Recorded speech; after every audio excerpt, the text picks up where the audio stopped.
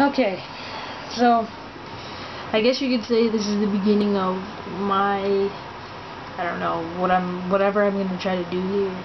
My goal in life, I want to be successful in I don't know, I guess you could say changing people's minds, like not trying to control them, but trying to inspire them, to enlighten them, to, I don't know, help them, I guess. My wish is to learn as much as I can about philosophy, because in the last year or so I discovered that, I don't know, I broke free of the limits that I had in my mind to think. Like, I would always think with boundaries and with limits. I would always think with restrictions. Like, I would never really think above and beyond and think of the unthinkable. I would never really stretch my mind or try to question things that were usually unquestionable, things that wouldn't necessarily be questioned by the ordinary person. And soon one day I just, went past that. I don't know when it happened, but I'm only a teenager, so I know I have a lot to learn, but this awakening that I had recently really jump-started me in I believe what is a good path that I want to have for my life. So what I really want to do, though, is just to share my opinions. I am not saying that I'm right and that you're wrong. I'm not trying to convince anybody that the way they live or the way they think or how they act is the wrong way and the things that I say is right. All I want is for people to hear me out. I want people to hear my voice, just to know that,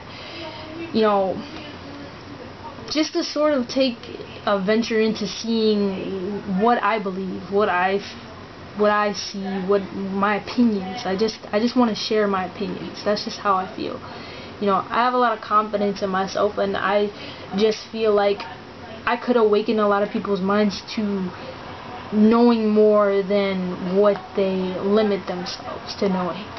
Because it's the fact that so many people, they restrict themselves from thinking beyond, and the only reason is because you live in an environment where there are restrictions and people tell you that you have to be restricted and there are limits and there's impossibilities and things like that.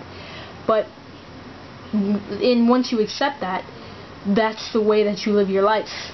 A life where there are certain things that aren't possible and you don't believe that you can achieve certain things because it can't happen or something like that. Once you start accepting stuff like that, your life just is dictated that way.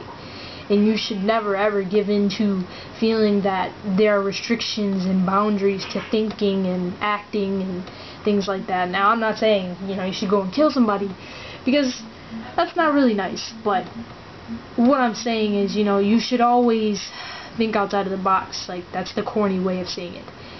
I kind of believe that school is the main reason why people have so many boundaries and limits to their thinking. Like, school, well, in the beginning, it's beating a bunch of shit into your head so that you remember it, and so that you involuntarily, produce letters and words and numbers and sentences and all those things.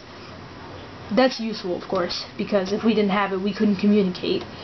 But once you get a little bit older, there's a point where certain classes should just let you off the ball and chain. Because I don't know really what grade it is that you should be sort of let go into a more free atmosphere. But there's some point of time in school where they should, because if they don't let you think freely, then you will just limit yourself in every way. And I don't know if that's their plan. I don't know if that's the way that they want people to be in life, or if it's just because they themselves don't understand that critical thinking is much more than just trying to answer a question based off of information that you went over a week ago. And that you can't put any of your own input into it because there's only one right answer. There isn't only one right answer. You know, when you hear the term philosophy, and I don't know if everybody knows it, but it's all based around the question why. So, and sort of, now, you know, you can call me out on my bullshit. I don't know, like I've been reading a book, and I assume that philosophy, a part of it is knowing that every answer only brings about more question. So in reality, there's really, when you think of it that way, there really isn't an answer. There really isn't a final answer. It's just that people decide to give themselves a limit and stop at a certain point in trying to, you know, answer or comprehend something. And that's why we don't fully understand everything in life, because we limit ourselves like that. But really, I mean, why should we keep going? Because we don't know how long it could take to ever find an answer. But still, I feel people should go further than they do, because they would better understand it. They would understand it so much better. They would be able to utilize the concepts in life a lot more efficiently, and just sometimes I think life would be a little better if we didn't limit ourselves so much. Now, I know that sounds corny because a lot of people, like the teachers, say that and stuff like that, but I mean, I don't know. I think these teachers just get that shit beat into their head when they're made a teacher. Like, oh, you know, when you teach, you're supposed to tell a child this, but they don't really understand why they should tell them that. They don't really understand what the meaning of it is, what it will actually do, what kind of effect it'll give the child. Because we're brought up with so many boundaries that it's the reason why we don't overachieve in life. And that's why I'm saying I don't know if it's really like they don't want us to overachieve in life, but I feel like we all should. I just don't feel that the standards of living we have are efficient. Anyways, I'm getting far away from the point. Like I said, I feel school is the main reason why we do the way we do. And for me, like, I don't know, like I said, I don't know when it was, but it was sometime in high school, I branched away from those boundaries and limits, because I don't know, I don't know if it was because of a friend of mine that I talked to on a regular basis.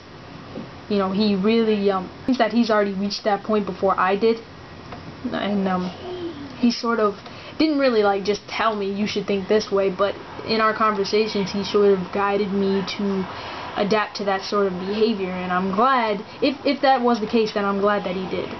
And that's why I don't really know if everyone branches away from that, you know, that single file line way of mentality.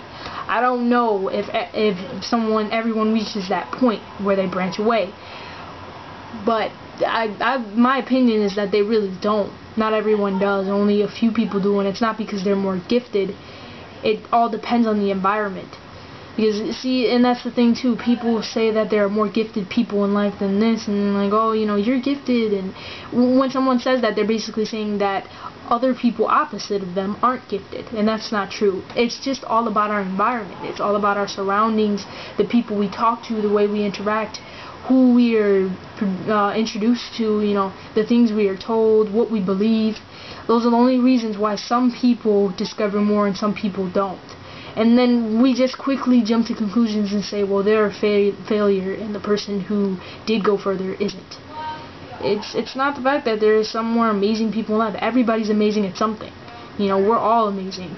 I mean, us just being humans is amazing.